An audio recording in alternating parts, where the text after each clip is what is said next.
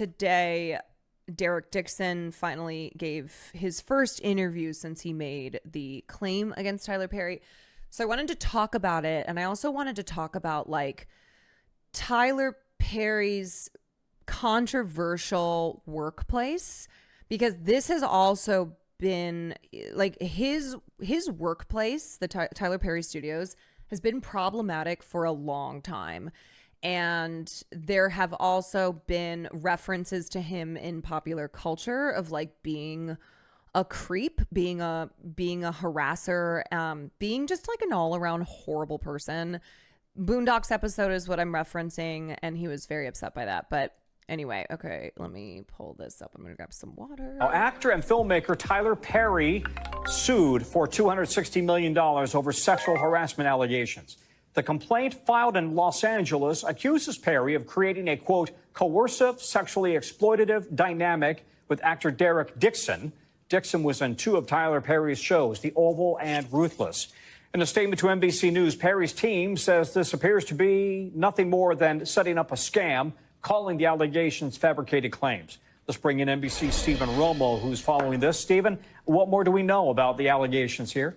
Yeah, Tom, just going through those allegations in this lawsuit seeking $260 million in damages, alleging sexual harassment, assault, retaliation as well. The direct details include inappropriate touching. As you mentioned, Dixon starred in The Oval with Tyler Perry, and he released, we got this statement from inside the complaint. Tyler Perry has been using his power and influence to molest, abuse, and sexually assault impressionable and vulnerable employees and actors who look to him for guidance and mentorship while pursuing their dreams. So you can read from... Yeah, and Tyler Perry essentially has a stranglehold on entertainment in Georgia. He's very powerful.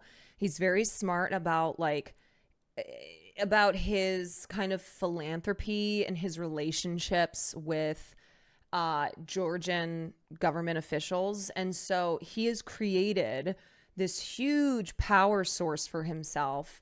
And as I said, a lot of people in the industry as well fucking hate Tyler Perry. They hate him, but they also kind of like can't do anything about him. Like he has very much so like the air of someone who's untouchable because of how much power he has, and especially like being one of the few black people in entertainment who has amassed a studio the size that he has. And when his studio opened on a former Confederate Army base in Atlanta, it was seen as like this crowning achievement for black creativity, ownership in film and TV. He had like some of the biggest names in entertainment, from Oprah Winfrey to Denzel to Cicely Tyson, Sidney Poitier, Spike Lee, and then Stacey Abrams was there as well, and they were all there for the opening. Viola Davis gave a speech, called it a historic moment, and anyway, so it's a very like rags to, Tyler Perry's story is very rags to riches story, and the cultural influence that he wields is so massive. But he has made a lot of enemies along the way, and he has also been like called out by people in the industry for his for the conditions at his workplace, and how often he's doing like really sketchy anti-union stuff, how he's gotten sued multiple times, and how like there have been like whispers of sexual harassment allegations and other really bad behavior for a long time. If you ask any black person, they grew up on his content, he's very big. Yeah, I mean, he's not just one of the biggest black entertainers, he's one of the biggest entertainers in all of Hollywood. Implies there are more people who are alleging this than just Dixon. We have a bit of a timeline here for the relationship that we know, the professional relationship between these two men, and the allegations made in this complaint, saying that they met in 2019. The lawsuit alleges that then their relationship moved forward with this professional advancement. And in 2019, Perry offering Dixon a small role in Ruthless. And then in January 2020, that is when Dixon accuses Perry of sexually assaulting him in his home. And in the following month, Dixon alleges that Perry offered him a series regular role in the Oval. Now, we do have comment from Tyler Perry's attorneys saying that this individual appears to have been setting Tyler Perry up. They say that they are alleging that this is a scam and saying, quote, Tyler will not be shaken down, and we are confident these fabricated claims of harassment will fail. Now, we've also reached out to the attorney for Dixon, and he said that these allegations in the lawsuit stand for themselves. So just the very beginning of this process, but a lot of people are paying attention to this. Tyler Perry, quite successful, quite a bit of fame here, Tom. Yeah, it will get a lot of attention. Stephen Romo, thank you. We thank you. Okay, so let's look at the Hollywood Reporter exclusive. Tyler Perry accuser Daryl Dixon speaks. I couldn't stay silent anymore. The material Tyler Perry started making under his BET app ownership in 2023 is very vile and grossly violent. So even before this came out, I was very concerned. It's even worse than his already well-known, terrible, more public access project surrounding Black women. Yeah, already Tyler Perry did not have a good reputation prior to these allegations. Okay. Actor Daryl Dixon says the process of bringing his recent bombshell lawsuit for sexual harassment and assault against Atlanta entertainment mogul Tyler Perry has been terrifying. But in his first interview since filing the $260 million claim against Perry in Los Angeles Superior Court on June 13th, he says he felt compelled to speak out because, quote, I couldn't just let him get away with this. Everyone deserves to go to work and do their job without their boss trying to have sex with them, Dixon says. True. My goal is to help ensure that the next generation of actors and creatives don't have to choose between their dreams and their dignity. Dixon, an actor in his late 30s who appeared in 85 episodes of Perry's BET series The Oval that aired between 2021 and 2025, alleges in the lawsuit that Perry made several unwanted sexual advances towards him, including one in which the producer pinned him against a wall, groped him, and another in which Perry snuck into his bed. Dixon has accused Perry of engaging in a pattern of exploiting male actors in his productions and using his power in the entertainment industry to harass employees. A tale as old as time. In a statement, Matthew Boyd, a lawyer for the 55-year-old mogul, called Dixon an individual who got close to Tyler Perry for what now appears to be nothing more than setting up a scam. Tyler will not be shaken down, and we are confident these fabricated claims of harassment will fail. Dixon, who answered the Hollywood Reporter's questions by email, described first meeting Perry in Atlanta in September of 2019 when he was working as an event coordinator for a company, Legendary Events, that was organizing the opening party for Tyler Perry Studios. At the time, Dixon, who was sporadically acting and writing in theater in Atlanta, says he knew Perry only as the creator of the Medea movies. Dixon says that Perry singled him out in the crowd of event staff and asked him to get on stage so he could check the lighting, and then asked Dixon if he was an actor. I said, yes, but not really right now. And he said, yes, you are. I can tell. At the end of the event, Perry and Dixon exchanged numbers, and Perry began texting Dixon the next day asking, so who are you? What's the dream? What do you want to do? Perry offered Dixon the opportunity to audition for the part of a character named Dale in his series Ruthless, a spin-off of the White House set drama The Oval created under Perry's overall deal with Viacom CBS. Perry ultimately cast Dixon in the part, telling him it was a small role that could get a lot bigger. At that point, Dixon, who is an out gay man, did not know that Perry was interested in men or that he was looking for a sexual relationship, the complaint says. About a year after that, in December of 2020, Perry would announce on Instagram that he and his longtime girlfriend, Jalila Bekele, with whom he shares a now 10-year-old son, had broken up. I'm not going to speak for him on how he identifies sexually, says Dixon, regardless of his sexual orientation or gender. He should not be speaking to any of his employees, whether they be men or women, gay, straight, or bisexual, about their sexual preferences, how often they're having sex, and physically assaulting them. Dixon grew up in Raleigh, North Carolina, and decided he wanted to be an actor after appearing in his first play in his freshman year of high school. He studied acting at Marymount Manhattan College and the T. Schreiber Studio in New York, performed in plays in Atlanta, and won a Georgia Playwriting Award. Prior to working at the events company, he mostly made his living as a waiter or bartender while trying to build his acting career. In January of 2020, as Dixon outlines in his complaint, Perry invited him to his home in Douglasville County, Georgia. Both men drank alcohol, and Perry told Dixon he was too inebriated to drive home and should stay in the guest house. After Dixon went to bed in the guest house, he says, Perry climbed into bed with me and began rubbing my thigh. I immediately jumped out of the bed and said, "I'm not that sexual," and stood up until he left the room. I thought that my reaction made it clear that night that I was not interested. After that encounter, Perry called or texted Dixon every day, and Dixon ignored him. "Derek, why don't you text me more?" reads one text included in Dixon's complaint. After a few days, Perry texted saying that he wanted to expand Dixon's small role of Dale on Ruthless to be a recurring character on the Oval. It was the kind of career opportunity that Dixon had been waiting for. Dixon read that his character would be shot 4 times in the chest at the end of the season and assumed he would be killed off. When he asked Perry about that storyline on a phone call, Dixon claims, "He said that if I did a good job, I'd probably survive." I'm sorry, but that is also just like the most Tyler Perry storyline ever. On the same call, Dixon says Perry also told him that nobody gives him anything. He gives and gives, nobody ever gives back, Dixon said. "I remember feeling my stomach drop when he said this. I knew that I couldn't piss him off or my character could just easily stay dead." And if you don't know, Tyler Perry is one of those people in Hollywood who has long been known for preferring to script his shows himself.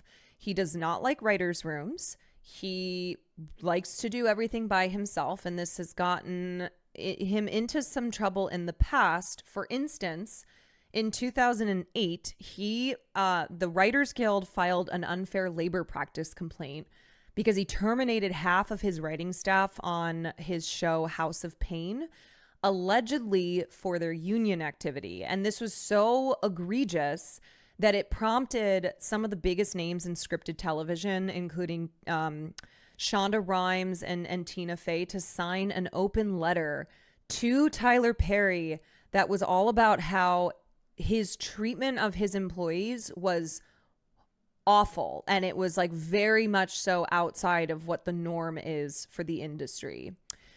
And so eventually the Writers Guild brokered a deal with him, but the writers on that show were not hired back. So like, this is something about Perry where like he is totally in control of all his shows and all his movies. So that's why like, oh yeah, no, he could just totally write off this character if Daryl Dixon, the actor, pisses Tyler Perry off, because Tyler Perry does everything himself. After he delivered the good news about Dale, Perry's calls and texts increased exponentially. Dixon alleges in the lawsuit it was always personal and almost never about business. Dixon says he would say, "Send pics of what I was doing," or ask to see a photo shoot that I just did. If Dixon didn't answer immediately, he says Perry would get annoyed. When the COVID-19 pandemic hit, production on the Oval was delayed, and Perry encouraged Dixon to use the time to write a comedy pilot. Dixon did and shared the pilot. He called me and told me that it was hilarious and he loved it and he wanted to shoot the pilot for it, Dixon says. "I couldn't believe he actually liked it, much less wanted to shoot the pilot for it. It was one of the best things to ever happen to me at the time." The details and dates of when this pilot was going to happen stayed murky, but Dixon was thrilled and grateful. He thought that Perry understood after the guest house encounter that there was not going to be a sexual relationship between the two of them. "There were times when I was around him and nothing would happen," Dixon says. "So I thought he got the picture, and that created a false sense of security." Dixon believes that his excitement about his career and fear of Perry's power led him to ignore certain warning signs. "I now realize I let my gratefulness for what he had done for me cloud my self-respect," Dixon says. This is the power dynamic. Dixon says because he had never worked in a corporate environment, he didn't fully clock the professional inappropriateness of the text messages that Perry began to send. Texts from Perry included in Dixon's complaint show the entertainment mogul commenting on Dixon's thick body, asking, "Why do you twist your hips when you walk?" and noting that Dixon liked being choked after shooting a choking scene on the show. In one text, Perry told Dixon he needed to, quote, "let someone hold you and make love to you." One day on set, Dixon says, Perry asked him to come to his trailer for a drink. "I knew I had to," Dixon says. "We all were living at Tyler Perry Studios, working for Tyler Perry, who was the producer, writer, and director, and I understood that you do what Tyler Perry says and you go where he demands. I felt like if you were invited and you cared at all about your career and staying on the show, you couldn't say no." Perry had his assistant bring them margaritas in the trailer, Dixon says. He claims in his complaint that Perry began asking uncomfortable questions, including whether Dixon was attracted to him. Dixon tells The Hollywood Reporter he continued to deflect Perry's interest, telling him that he wasn't, quote, that sexual, and he wasn't looking for anything. When he left, they hugged, and Perry pushed him against the wall and grabbed his buttocks. After that, he would do things like he would say, "We need to just be business. We need to just be professional." And I would think, great, yes. Every time I thought it would stop. The texting continued, however, with Perry often sending messages while drunk and seeming to get angry when Dixon didn't answer. "Derek," he said in one text that appears in the complaint, "don't you dare ignore me. I deserve better. I deserve attention all the time. What's it going to take for you to have guiltless sex?" reads another text. "Have you found that yet in therapy?" Dixon says he started having insomnia and stomach issues, and his doctor prescribed him Zoloft, an antidepressant. After weeks of unreciprocated sexual innuendos, Perry lashed out at Dixon on set, the complaint alleges, asking if he needed to punch Dixon in the stomach for Dixon to deliver the performance that he wanted. In June of 2021, according to Dixon's complaint, Perry invited Dixon to his house, ostensibly to discuss Dixon's pilot losing it. "I was worried, but I knew I had to go," Dixon says. "I thought if he tried anything again, I could handle it and de-escalate it like I usually did." Instead, Dixon says he and Perry got drunk, and Perry told Dixon to sleep in the guest house again. "He told me to give him a goodnight hug, and as I did, he abruptly and forcefully pulled down my underwear and groped my bare ass." Dixon says of one of the most damning allegations in his complaint, "When I tried to pull my underwear back up, he grabbed my wrist to keep me from putting them back on. I couldn't believe what was happening." Dixon believed that he was about to be raped. "I told him, no, stop, and I don't want this," Dixon says, detailing the incident described in the lawsuit. "But he wasn't stopping. He just told me to relax and let it happen and that he wasn't going to hurt me." Perry's estate, which has a guard and gate, is located in the middle of nowhere, Dixon says. An Uber cannot drive to the guest house. To defuse the situation, Dixon says he told Perry he couldn't do anything sexual because he was hungry, which sent Perry off to get a pizza. They ate the pizza back in the living room, then Dixon returned to the guest house, locked himself in the bathroom, and fell asleep on the floor. In the following days, Dixon says he contacted a lawyer, not the one representing him now, Jonathan Delshad, but another who told him that he'd need to quit the Oval if he was going to file a complaint. "All those years of trying to be an actor would just go up in smoke," Dixon said. "This is not a normal job. You can't just go out and easily get another series regular role on a TV show." Dixon told a coworker what happened, and they reminded him what he'd be giving up if he complained. Dixon felt paralyzed. "I was too afraid to come forward," he says. "I knew it would be awful, and I was right." Over the next several months, Dixon says he avoided Perry, declining an invitation for a yacht party. Someone from Perry's production company reached out and said they wanted to shoot the pilot soon, and Perry's attorneys called and told Dixon he was getting a raise, but not to tell his other castmates because he was the only one. Okay, sorry, I'm trying to just get through this before I talk about it all, but there is an example just there of how shady Tyler Perry is in how he conducts his production company. That one person is going to get a raise, but not to tell the other actors. And this is what happens when you skirt around union rules, when you are a person that has amassed so much power in entertainment that you're doing this kind of, this aside from, of course, the using your power to harass and assault an employee, but just that example there of how Tyler Perry operates. There are 10 million layers of how shady this man is and the lengths he goes to when it comes to him exerting power over people. Yes. Dixon decided to stay quiet, hoping the pilot would be a success and that he could find work elsewhere in the entertainment industry. Perry shot Dixon's pilot in March of 2022. What Dixon didn't know at the time, he alleges in the complaint, was that Perry's contract with Viacom prohibited him from shopping the show for 2 years. Perry declined to comment on the deal.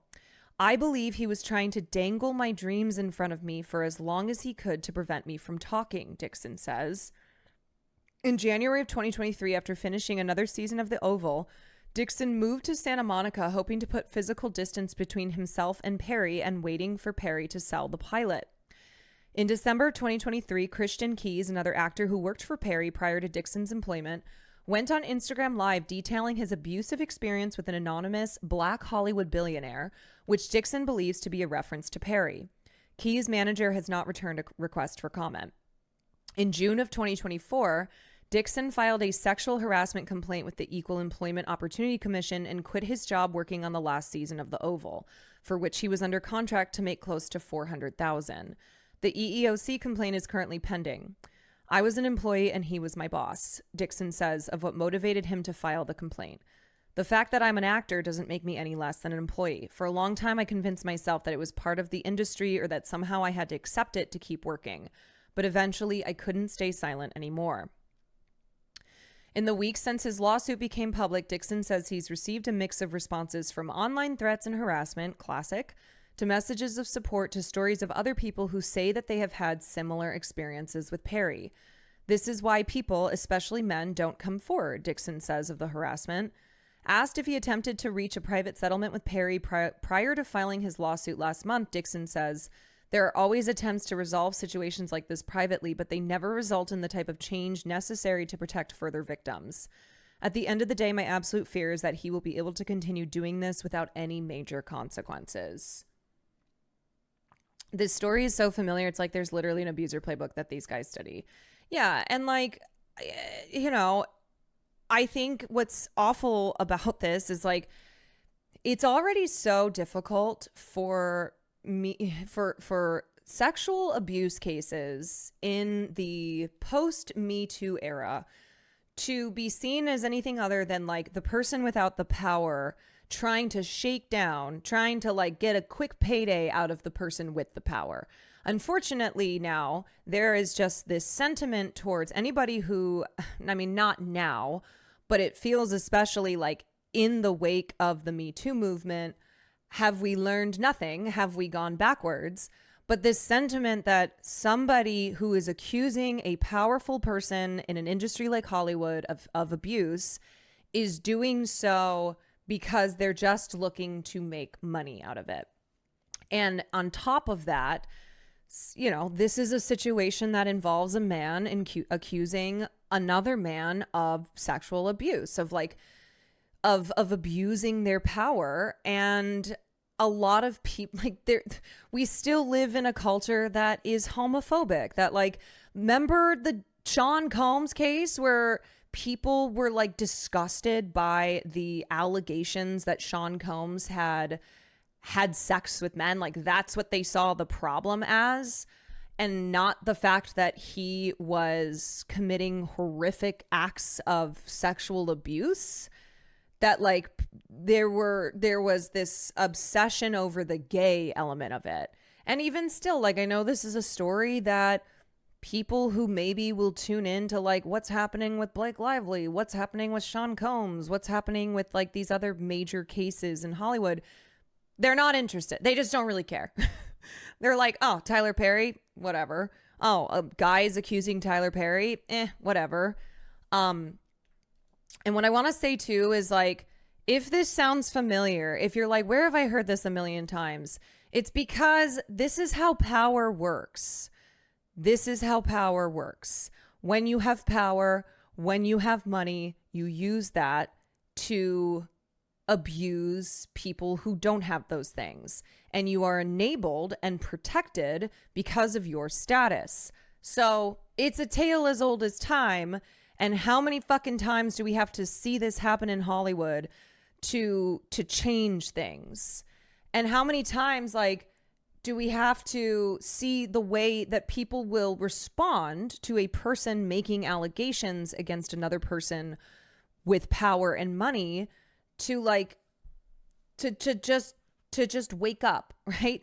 When Dixon said, yeah, I mean, I've had messages of support. Other people have said they've had similar experiences, but also online threats and harassment, because that's what happens.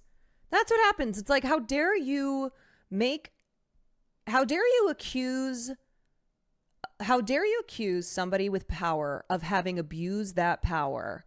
How dare you? And now I'm going to harass you and threaten you for having dared to challenge the notion that power does not and should not allow you to abuse others. Fuck that.